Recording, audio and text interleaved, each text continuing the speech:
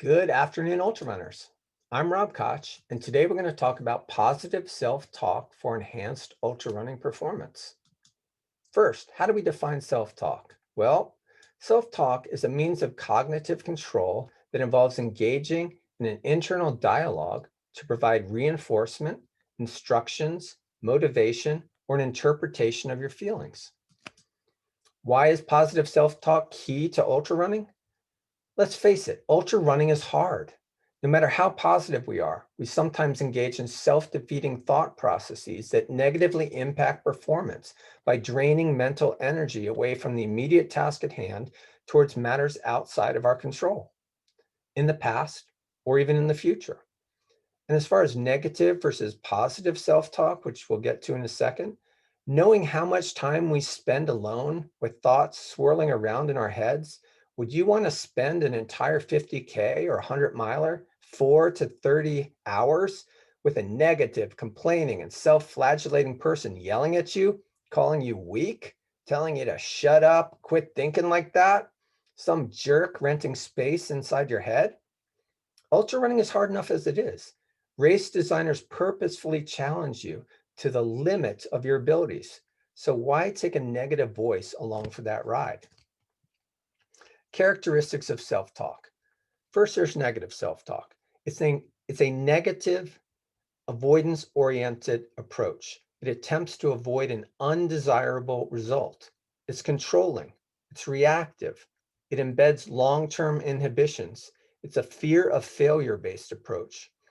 An example of a negative self-talk statement in ultra running would be, hurry up, or that buckle you want so much is never going to happen. How about positive self-talk? It's an approach-oriented modality. It's seeking a desired result.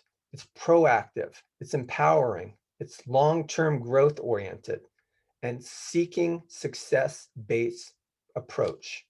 Examples of positive self-talk in ultra running? You are strong. You are a machine. Positive self-talk can help an athlete generate positive emotions, stay focused, cope with difficult challenges, and gain confidence. How can you use positive self-talk? Well, in daily life, positive self-talk can change our mindset toward bad habits. It can change our mood or emotions. It can increase commitment and confidence in our exercise activity or our abilities. In training and racing, positive self-talk can be used to maintain focus, stay in the present, counter the negative effects of projecting into the future or catastrophizing about some event that occurred in the past. It can help control and maintain your effort levels. How can you practice positive self-talk? Well, first, be aware of your thought patterns. Then, use imagery of past situations that have prompted negativity. Next, develop a positive self-enhancing statement that fits the given situation that prompted that negativity. And then practice using that statement in imagery exercises. And once you have that down, apply it to real life. Speaking of real life, here's a few examples of positive self-talk in daily life. And let me preface this by saying, I'm really good at using positive self-talk in ultra running, but real life is a challenge. I really have to concentrate on using positive self-talk when I engage in real life frustrations. So the first one we have here is Mike Posner, who walked across the country, got bit by a rattlesnake, famous musician. His statement is, life is now. Keep going. Another statement might be, you can do anything. Get after it. Finally, one of my favorites, you are right where you are supposed to be. You lived your whole life to get right here. Now do it.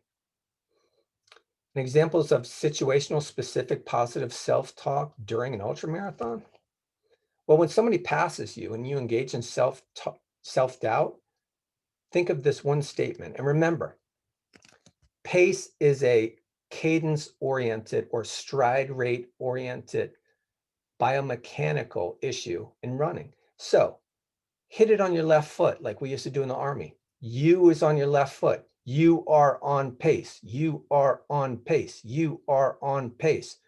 Next thing you know, a mile down the trail, you're on pace. You're rolling. Your stride rate's beautiful. And you don't even think about that person who passed you. Now, I live in the Midwest and I'm training long miles in the summer when it's hot, humid, and you feel like you can't take another step. So how do I get through that? One statement I use, you are cool. You are calm. You are cool. You are calm. And I can keep moving. Here's an exercise on how we can replace negative thought with a positive thought during ultra running. First, make a list of negative self-defeating thoughts that occur at difficult stages of a race. Then, couple each negative self-defeating thought with a corresponding positive self-enhancing statement. I can't climb this mountain becomes you are strong and you can push yourself over this pass. My legs can't go another 20 miles becomes your legs are trained. You put in 1,500 miles of hard work and they will get you through this section. Then practice replacing the negative self-defeating thoughts with the positive self-enhancing thought in training and imagery exercises. Now, here's an interesting thought. Pronouns and self-talk. Look, we're all an experiment of one. So a study on the use of self-talk from a second person you versus first person I perspective may help you to develop a self-talk strategy that fits you. So this study found that when using second person motivational self-talk, you can do this, participants bettered their finish times and worked at a much higher intensity, but did not perceive a difference in effort compared to when completing the task using the first person, I can do this. It's important to note here, self-talk is said to act to separate the self from what you are experiencing. And the use of the second person, you, acts to facilitate this self-distancing. The key here is that these athletes did not perceive that they were working any harder as they improved speed, intensity, and performance with the second person self-talk during endurance activity. More on this key point. What is the effect of self-talk on perception of effort? In this study, researchers found that positive motivational self-talk significantly reduced perception of effort and increased time to exhaustion during high-intensity endurance exercise. In sports psychology, the psychobiological model of endurance performance proposes that the point recognized as exhaustion is determined by the conscious decision to terminate endurance exercise. So as ultra runners, we should use any mental strength training strategy that reduces the perception of effort so that when physical and mental fatigue set in, we can rely upon positive motivational self-talk to get us through difficult stages of a race and improve our performance. So we learn and practice all of this wonderful information on self-talk. But here we are at the 41-mile mark of the Leadville 100 with a river and this beautiful, notorious scene before us, the much anticipated Hope Pass.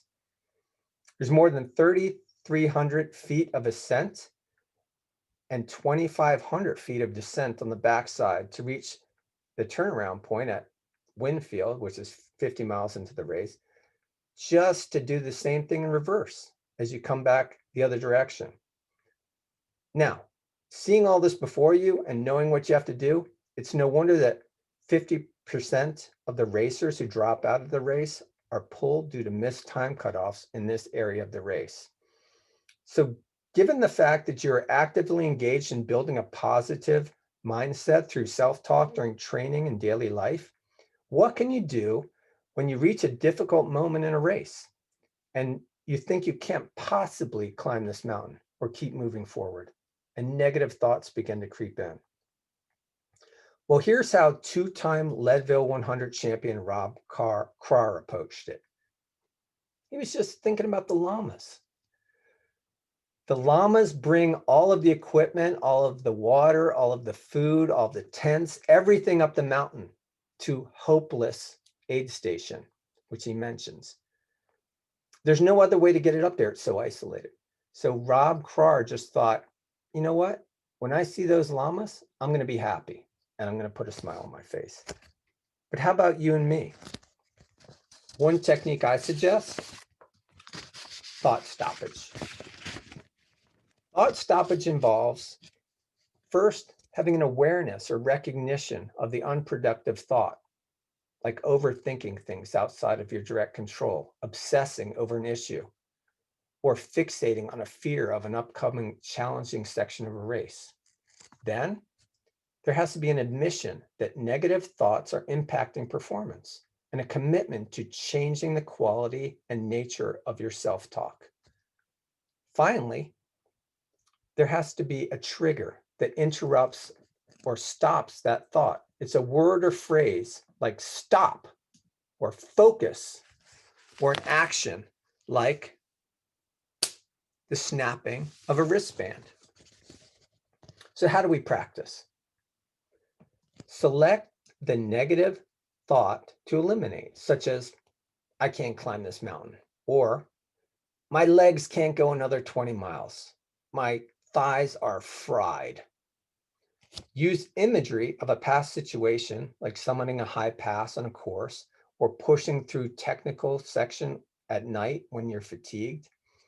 Then practice interrupting or stopping the negative thought with the trigger word or phrase, stop, or focus, coupled with an action, snap the wristband.